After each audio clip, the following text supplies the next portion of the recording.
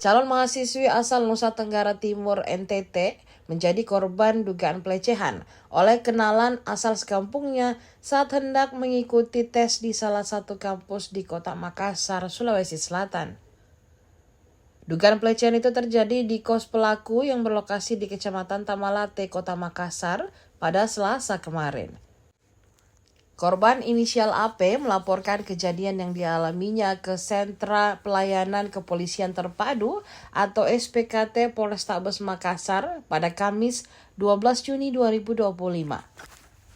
Dalam laporannya, AP mengaku mulanya meminta kepada terlapor IR agar diantar ke kampus tempat dirinya akan mengikuti tes.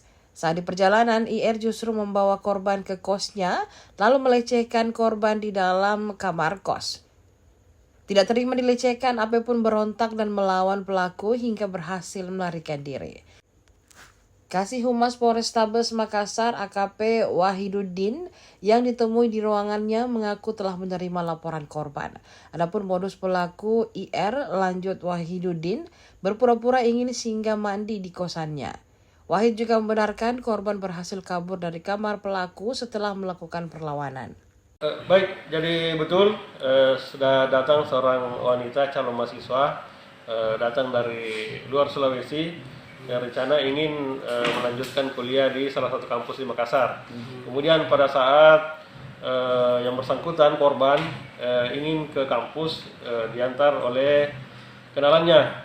Kemudian pada saat dalam perjalanan yang mengantar ini ada niat buruk untuk melakukan suatu tindakan pelecehan sehingga pada saat itu di tempat kosnya pelaku. Pada saat dalam kos pelaku melakukan pelecehan, namun pada saat itu korban sempat melawan sehingga kejadian tersebut dilaporkan ke Polrestabes Makassar atas tindakan pelaku.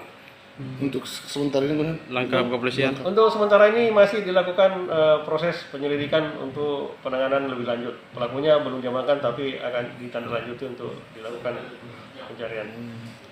berarti ini dilakukan di kamar kos pelaku kan ya? Di kamar kos pelaku, jadi dilakukan di dalam kamar kos pelaku.